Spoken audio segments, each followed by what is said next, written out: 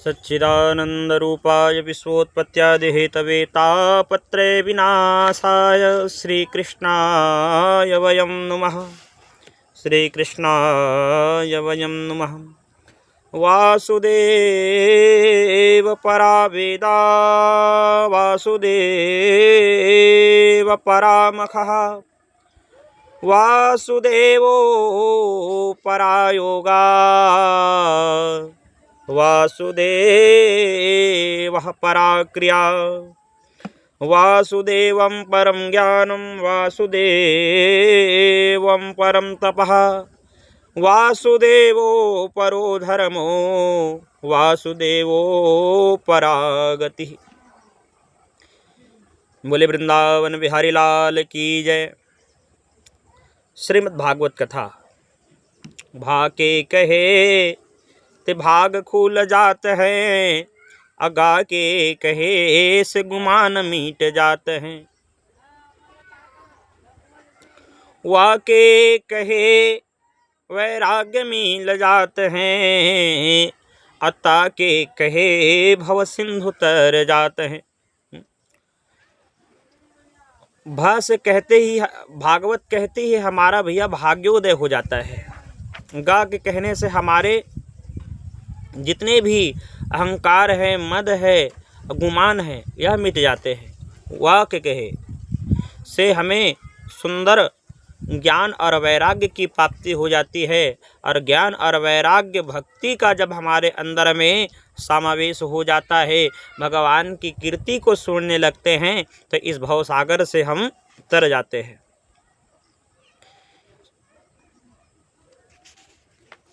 संसार में लोग धन के लिए व्याकुल हैं, धन के लिए, और आवश्यकता से अधिक सोच और अधिक आवश्यकता से अधिक इच्छा, क्षमता से अधिक इच्छा होने के कारण हमें नाना प्रकार के दुख, तकलीफ और व्याधियों का सामना करना पड़ रहा है। कोई तन दुखी, कोई मन दुखी, कोई धन बिन रहत उदास, थोड़े थोड़े सब दुखी तो सुखी राम के दास। संसार में यदि कोई सुखी है तो संसार में जो भगवान के सेवक हैं, उपासक हैं, वही सुखी है। तो गृहस्थ बोलेंगे भैया हम भी तो भगवान की ही आराधना करते हैं, भगवान की ही पूजन करते हैं, तो हम सुखी क्यों नहीं हैं। लेकिन भैया भगवान की हम पूजा करते हैं, आराधना करते हैं, लेकिन स्वार्थ हमारे जीवन में सर्वप्रथम आ जाती है। और भगवान कहते हैं मोहि कपट छल छिद्र न भावा। भगवान की कथा में सुनने बैठे हैं हम, आधा घंटा, 10 मिनट, 15 मिनट नहीं बैठ पाते, और हमारे मन में कितने प्रकार के विकार उत्पन्न हो जाती है। हम 2-3 घंटा कथा के लिए भी बैठे हैं, तो उस 2-3 घंटा में कितने बार मोबाइल चेक करेंगे, कितने बार अपने घर परिवार के बारे में सोचेंगे। हमारे मन में यह भाव नहीं आती कि हम भगवान के दरबार में बैठे हैं, तो केवल यह एक घड़ी आधो घड़ी आधो की पुनियाद, एक घड़ी भी कहीं हम शुद्ध चित्त से भगवान का स्मरण कर ले तो भगवान हमारा उद्धार कर दे। लेकिन वह एक घड़ी भी तो हमारे पास समय नहीं है, तो भगवान हमारा उद्धार कैसे करेगा। धन पद प्रतिष्ठा वैभव भी मिल जाएगी प्यारे, तो आपका कोई काम नहीं आने वाला है। धर्मराज युधिष्ठिर इतना विशाल युद्ध किए, पूरे कौरव का संहार कर दिए। भीष्म, पितामह, द्रोणाचार्य इत्यादि बड़े बड़े वीर योद्धा इस संसार को छोड़ के चले गए, और युधिष्ठिर जी महाराज को सारी संपदा मिल गई एक बार भागवत जी की कथा में। और भगवान श्री कृष्ण ने देखा कि युधिष्ठिर जी का मुख लटका हुआ है। युधिष्ठिर जी से को परेशान देख करके भगवान श्री कृष्ण ने कहा भैया आपको तो समस्त संपदा मिल गई, राज्य मिल गया, सिंहासन मिल गया, फिर भी आपका मुख लटका हुआ क्यों है, परेशान क्यों है। युधिष्ठिर जी धर्मराज हैं। धर्मराज ने कहा क्या फ़ायदा ऐसे राज्य सिंहासन का। जरा बताओ, जिन महापुरुषों के हाथ को पकड़ करके, उंगलियों को पकड़ करके चलना सिखा, जिन गुरुदेव के माध्यम से हमने सारी विद्याओं का अध्ययन किया, आज उसी राज संपदा के लिए उन्हीं गुरु के को मार करके इस राजगद्दी को मिली है। जिनकी गोदी में हम खेले हैं, जिनकी गोदी में हम खाए हैं, आज उन्हीं को मार करके इस राजगद्दी में बैठ रहे हैं।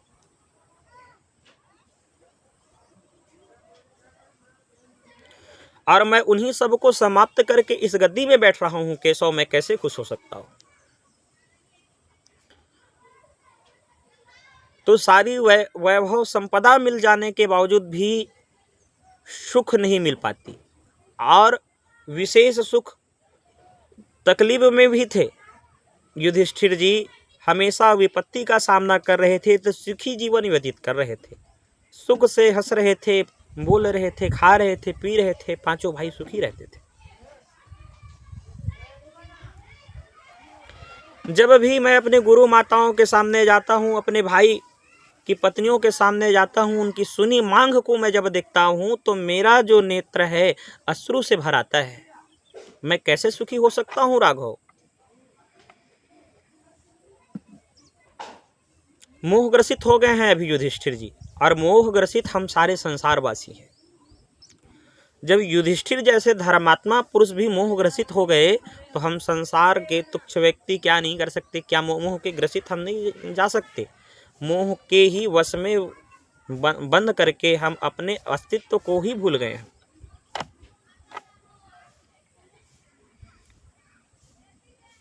द्वारिकाधीश समझाने लगे, लेकिन द्वारिकाधीश को अपने भाई के समान जानते हैं युधिष्ठिर जी महाराज, इसीलिए ये समझ नहीं सके।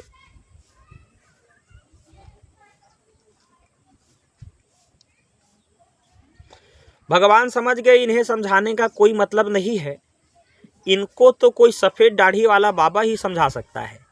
इसीलिए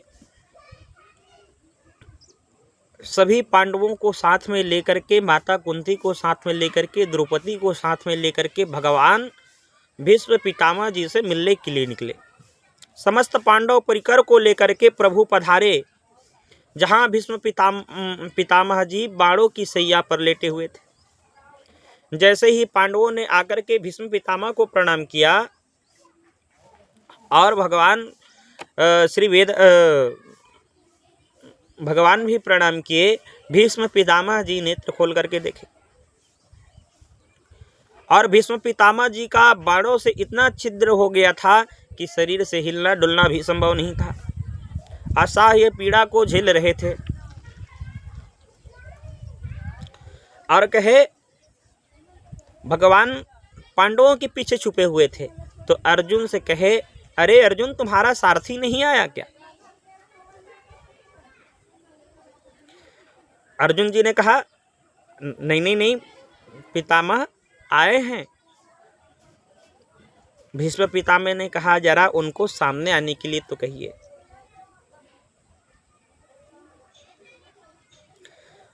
फिर देख लिए भीष्म पितामह जी कहते हैं, अच्छा प्रभु, आप भी आए हैं। आप ऐसे छुप क्यों रहे थे? छुप कर क्यों खड़े हो? तो तनिक सामने आओ। भगवान तुरंत सामने आ गए, हाथ जोड़े हैं। कहिए दादाजी, कैसे याद किया? पितामह भीष्म बोले,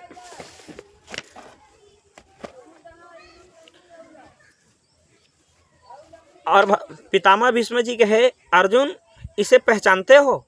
अर्जुन ने कहा, हाँ, इन्हें कौन नहीं जानता? इन्हें कौन नहीं जानता दादाजी? तो भीष्म पितामह ने कहा, बताओ ये कौन है? अर्जुन बोले, हमारे मामा वसुदेव के पुत्र हैं, कृष्णा। भीष्म पितामह जी ने कहा, वाह अर्जुन, कभी तुम इसको शांति दूत बना करके भेज देते हो, कभी सारथी बना लेते हो, तो कभी अपने भाई बना लेते हो, सचिव बना करके परामर्श करने के लिए भेज देते हो, संदेश वाहक बना देते हो, गुरुजी बना करके गीता का ज्ञान ले लेते हो। ये है तो है कौन तुम्हारा? यम मन्यसे मातुल्यम प्रियं मित्र सुहृत्तमा अकारो संजीवदुत्तम श्रोहिदथ सारथिम। जरूरत पड़ी तो इसको तुम संदेश वाहक बना दिए, जरूरत पड़ी तो गुरु बना करके गीता का ज्ञान ले लिए, जरूरत पड़ी तो इसे रथ हाँकने वाला सारथी बना दिए। और धन्य है भगवान का प्रेम, जो भक्त बनाते हैं वो भक्त बन जाते हैं। भगवान अपने भक्तों के प्रेम में जो चाहो वो बन जाते हैं। भगवान सेवक बनना भी तैयार कर लेते हैं यदि उससे प्रेम करते हो तो।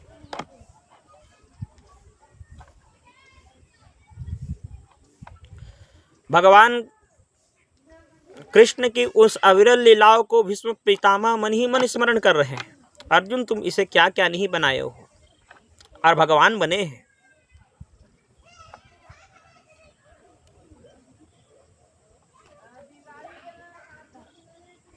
भगवान को अपने सामने खड़ा करवा करके रख दिए। अभी तक तो मैं इसी की प्रतीक्षा में था, आप यहीं खड़े रहिए। सदेव देवो भगवान प्रतीक्षतां कलेवरा यावदीरं हिनोम्यः प्रसन्नः सुरुणलोचनो लसत्सन्मुखाम्बुजो ध्यानापसार्ध चतुर्भुजा।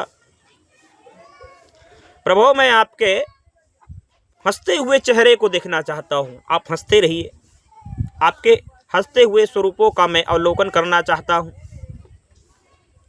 और आपके ही इस सुंदर स्वरूप को देखते देखे लखी निज लालन की मुस्कान। तीनहि विसारे वेद विधि सब योग संयम ज्ञान। नेम व्रत आचार पूजा पाठ गीता ज्ञान। रसित भगवत दृगदयी असि एची के मुख म्यान।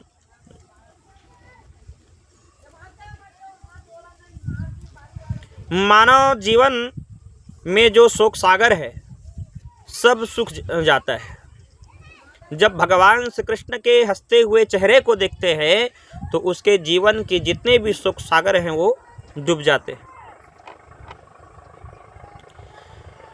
भगवान के मुस्कान को देखते ही खारा पानी जो है मीठा पानी में परिवर्तित हो जाता है, और भगवान के मुस्कान का दर्शन करते ही जिसमें योग्यता नहीं है वह भी पात्र बन जाता है, गुणवान बन जाता है, और प्रेमामृत से भर जाता है।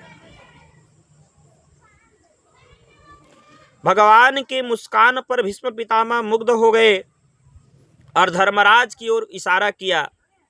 युधिष्ठिर महाराज प्रश्न करने लगे, पितामह। भीष्म उत्तर देने लगे। बड़ा अद्भुत उपदेश दिया। इसे महाभारत का भीष्म गीता कहते हैं। जैसे महाभारत में भागवत गीता है वैसे ही श्रीमद् भागवत में भीष्म गीता है। और भीष्म पितामह ने कहा, दान धर्मान राजधर्मान मोक्ष धर्मान विभाग सहा स्त्री धर्मान भगवत धर्मान समासे व्यास योगतः। समस्त धर्मों का बृहद व्याख्या करते हुए किसी को संक्षेप में किसी को विस्तार पूर्वक दिव्य धर्म के मर्म को श्री युधिष्ठिर जी महाराज को बताने लगे।